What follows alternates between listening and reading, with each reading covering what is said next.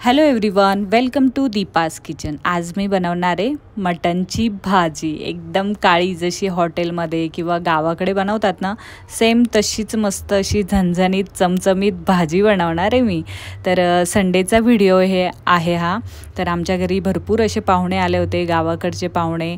तर इथे छोटासा कार्यक्रम होता, घरी नव्हता कार्यक्रम, बाहेर होता। तर त्या निमित्ताने ते घरी आले होते।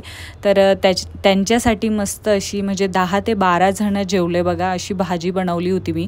तर इथे जे मसाले आहे तर ते सगळे मी भाजून घेतले आणि त्याच्यानंतर कांदा जो आहे तर तो जाळीवर चांगला असा काळपट करून घेतला, म्हणजे जी भाजी आहे तर ती छान अशी मस्त काळी लागे, म्हणजे दिसायला काळी काळी दिसेन आणि टेस्ट पण एकदम गावाकडच्या भाजीसारखं वाटेन।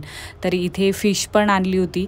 तर इथे म्हणजे जे पाहुणे आले होते तेच स्वयंपाक करू लागत होते मला तर त्यांनी बराचसा स्वयंपाक करू लागला, खूप हेल्प केली। तर इथे मसाला जो आहे तर तो चांगला बारीक करून घेतला आणि म्हणजे जे मसाले सगळे मी भाजून ठेवले होते ना, तर ते सगळे मिक्सरमधून काढून घेतले। त्याच्यानंतर जे भाकरी आहे तर ते पाहुणेच बनवत होते तर सगळ्या ज्या भाकरी आहे खूप म्हणजे मी सांगू शकत नाही, आमचे जे पाहुणे आहे ना खूप हेल्प करतात।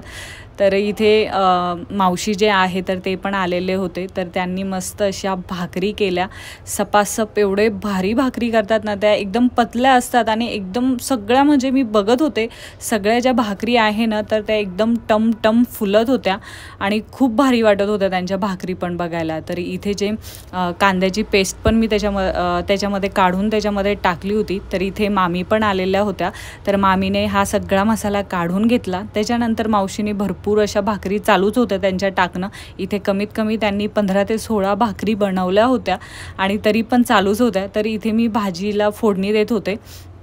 तर भाजीला इथे मोठ्या साईजचं पातेलं घेतलं आहे, कारण की आपल्याला 10-15 जणांचं मला स्वयंपाक करायचा होता। तर इथे मोठ्या साईजचं पातेलं घेतलं। तर भाजी बनवायची होती मटनची, तर त्याच्यासाठी भरपूर असं पातेल्यामध्ये पहिले तर पातेलं चांगलं स्वच्छ धुवून घेतलं, कारण की हे डेली यूज करत नाही, असंच कोणी आलं वगैरे तेव्हाच मी हे पातेलं वापरते।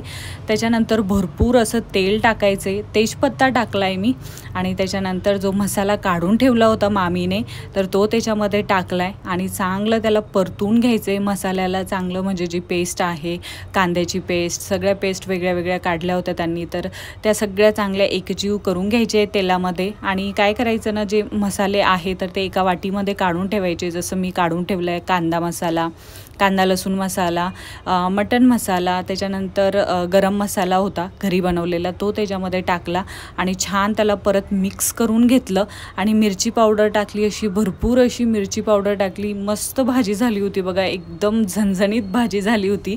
तर सगळे मसाले जे आहे, मिरची पावडर जी आहे तर ती परत चांगली मिक्स करून घ्यायचं आणि त्याच्यानंतर काय करायचं ना, साधं पाणी नाही टाकायचं, थोडं जे आपण उकडलेली भाजी होती ना ती त्याच्यातलं पाणी थोडं मसाल्यामध्ये टाकायचं, म्हणजे जे तरी आहे किंवा मसाला आहे तो छान मिठाच्या पाण्यामध्ये शिजतो आणि छान म्हणजे त्याचा कलरच एकदम भारी येतो। तुम्ही बघू शकता त्याचा कलर किती छान वाटतोय भाजीचा।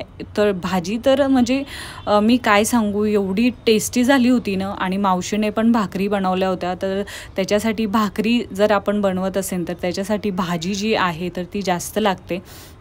तर इथे काय करायचे, पूर्ण मसाला जो आहे तर तो शिजल्यानंतर त्याच्यावर चांगलं तेलाची तरी येईपर्यंत आपल्याला तो मसाला शिजवून घ्यायचा आहे आणि त्याच्यानंतर जी उकडलेली भाजी होती ती त्याच्यामध्ये टाकायची आहे आणि सगळी चांगली मिक्स करून घ्यायची आहे। तर इथे कमी गॅस ठेवायचा आहे, फुल गॅस ठेवायचा नाही आहे। मसाला पण छान शिजला आहे।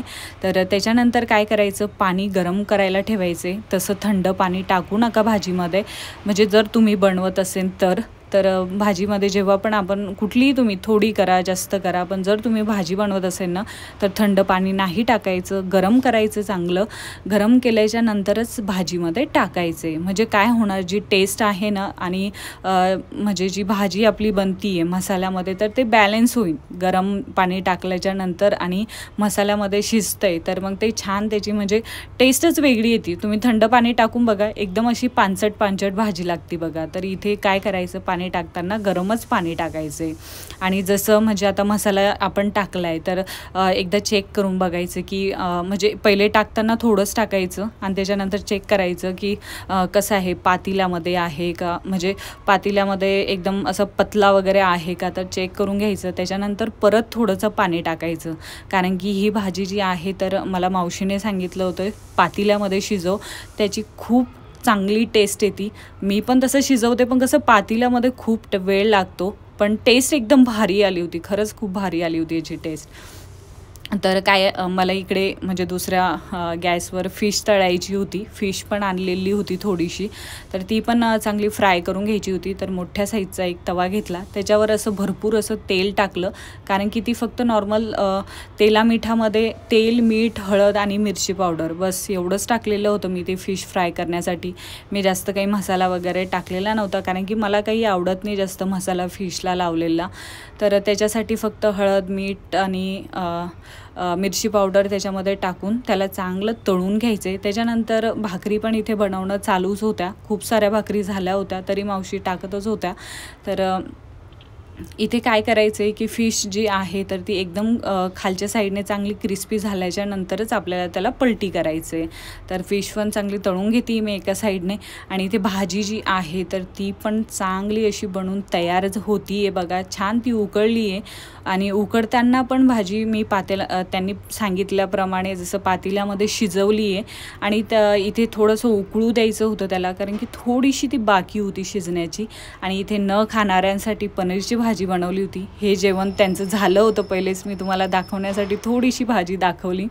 इथे भरपूर असं म्हणजे कांदा, काकडी आणि मुळा, लिंबू सगळं कापून ठेवलं होतं. आणि भाजी जी आहे तुम्ही बघू शकता किती भारी वाटते आहे, एकदम डिलिशियस, म्हणजे डिलिशियस वर्ड पण त्या भाजीसाठी कमी पडेल, एवढी टेस्टी भाजी एकदम गावाकडच्या स्टाईलमध्ये झाली होती बघा ही. तर इथे एवढं व्यवस्थित मला व्हिडिओ नाही बनवता आला, कारण की एकदम डिटेलमध्ये रेसिपी नाही टाकता आली, कारण की पाहुणे पण होते घरी आलेले, तर सगळं आवरायचं होतं.